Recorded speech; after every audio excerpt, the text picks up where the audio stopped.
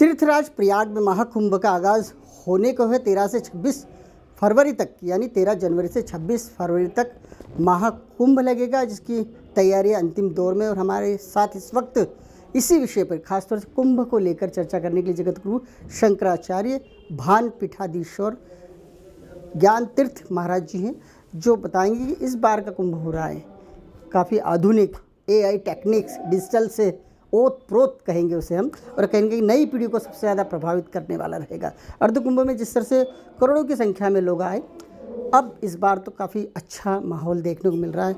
कितनी उम्मीद है इस कुंभ से। वाकई ये कुंभ जो है हमारी भारत भूमि के लिए, सनातन के लिए यू टर्न रहेगा। जिस तरह से लोग कुछ भटकाव की दृष्टि दिखी जाती है, लेकिन इस बार मुख्य धारा से जुड़ने का एक मौका भी बनेगा।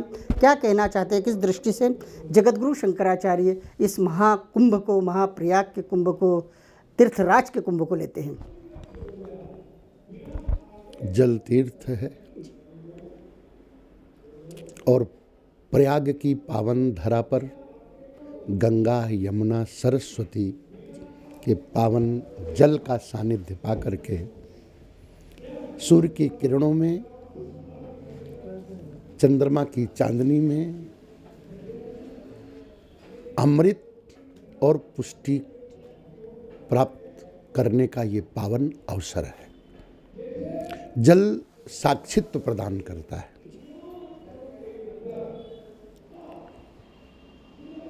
जल की चाल ढालू की ओर होती है, नीचे की ओर होती है। हिमालय से पिघल करके वो बर्फ जल के रूप में आकर के तो उसका अपना गुण, सगुण साकार, निर्गुण निराकार, ब्रह्म की एकता। याज्ञवल्क्य जी ने भरद्वाज जी जैसे अपने शिष्य संतों को प्रयाग की महिमा से अवगत कराया है। इसलिए माघ मकर रविगत जब होई, तीरथ पति आव सब कोई। माघ के महीने में प्रयाग में गंगा, यमुना, त्रिवेणी के पावन पवित्र जल से आचमन करना, दर्शन करना, मज्जन करना, पान करना, स्नान करना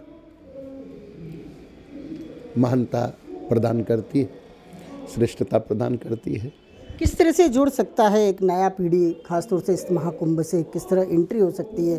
सनातन में या भक्ति में बहुत सारे लोग जुड़ना चाहते हैं, प्राचीन संस्कृति है, हमारा खुद का अध्यात्म है, लेकिन बावजूद एंट्री करने में कहीं ना कहीं हिचक होती है। और जब बड़े आयोजन होते हैं तो हर व्यक्ति तटस्थता से इस आयोजन को देखता तो है, लेकिन जब जुड़ने की बात आती तो उन्हें कोई रास्ता नहीं दिखाई देता। ऐसे लोगों के लिए जगतगुरु शंकराचार्य जी का किस तरह का मैसेज?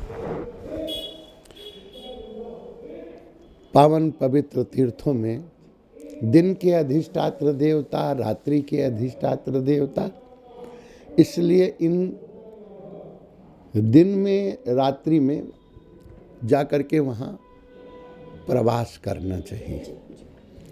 हमारी सनातन की पद्धति तो कल्पवास की है। पूरा माघ, पूरा मास, चातुर्मास लोग आनंद लेते हैं, अपने नियम पालन करते हैं। अनुष्ठानों के माध्यम से मर्यादा बिनु धर्म न होई और बिनु मही गंध की पावई कोई। यद्यपि भारत के भिन्न तीर्थ हैं, अनेक तीर्थ हैं, किंतु माघ महीने में प्रयाग का जो प्रभाव है वो अलौकिक, अद्भुत, आनंदित करने वाला है। गंगा, यमुना और सरस्वती, इसलिए उस संगम कहलाता है। तीर्थों के राजा कहलाते हैं प्रयागराज।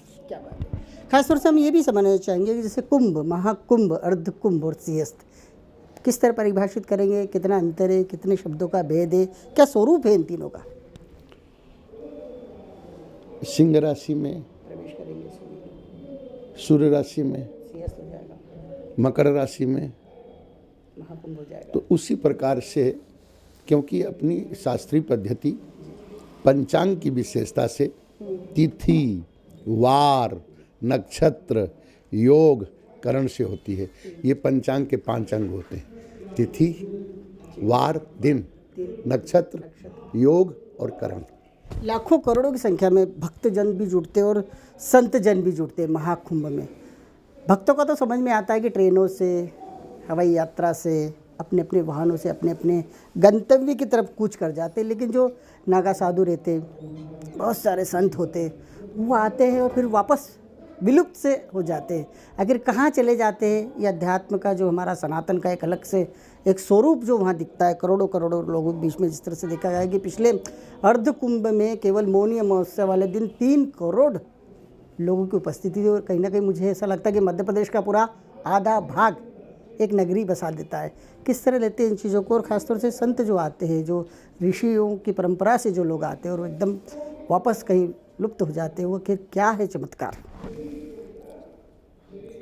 भुवन भास्कर कोहरे में, बादल में से जब निकलते हैं तो पूरी दुनिया की दृष्टि भुवन भास्कर की ओर हुआ करती है।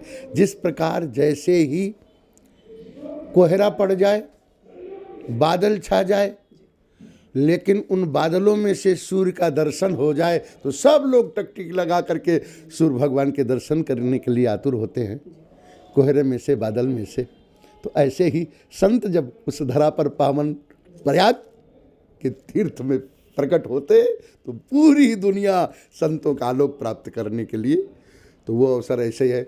अन्य समय में मानो कोहरा और बादल छाए हुए होते हैं, लेकिन कोहरे और बादल में से सूर्य निकल के आ जाते हैं। ऐसे सृष्टि प्रकृति में से संत भी निकल के आते हैं, सबको प्रकाशित करते हैं, आनंदित करते हैं। गुरुदेव, एक बात और पूछना चाहेंगे, जिस तरह से इतना बड़ा व्यापक, इतना बड़ा आयोजन सनातन का अनादिकाल से चल रहा है, सनातन के माहौल से कहे कि जब से समुद्र मंथन होता तब से हो रहा है ये आयोजन, क्या वाकई भगवान देवी देवता को भी जिम्मेदारी मिलती है कि आप इस तरह कुंभ के आयोजन में आपकी जिम्मेदारी मिले? बिल्कुल, वहाँ पर देव रूप में ही सब प्रकट हुआ करते हैं।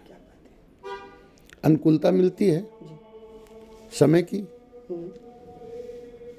तो समय पर कली भी खिल जाया करती है।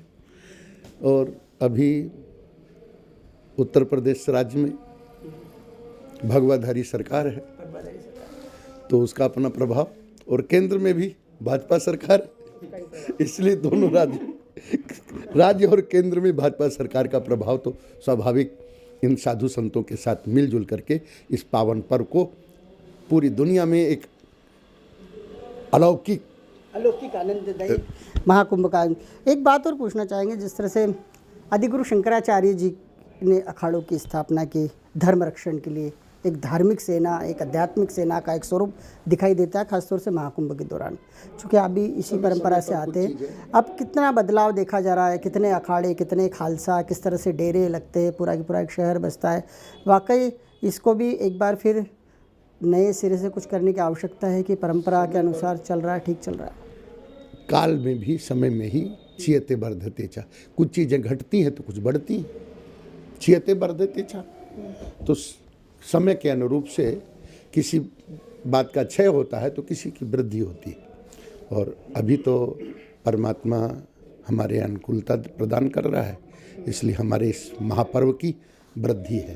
क्या बात है। आदिगुरु शंकराचार्य जी की गादी का ही आप आगे अनुसरण भी करते आ रहे हैं, कहीं ना कहीं भानपुरा पीठ के जगतगुरु शंकराचार्य बतौर पहचाने जाते हैं। आपकी पेशवाई, आपके अखाड़े से जुड़ी हुई पेशवाई कब होनी, कब आप कुछ करने जा रहे हैं महाकुंभ? सब अपने संतों के साथ जुड़े हुए हैं। अच्छा, हाँ, संतों के साथ जुड़े हुए हैं। किसी तरह का कोई मैसेज देना चाहेंगे? बड़ा आयोजन है महाकुंभ का।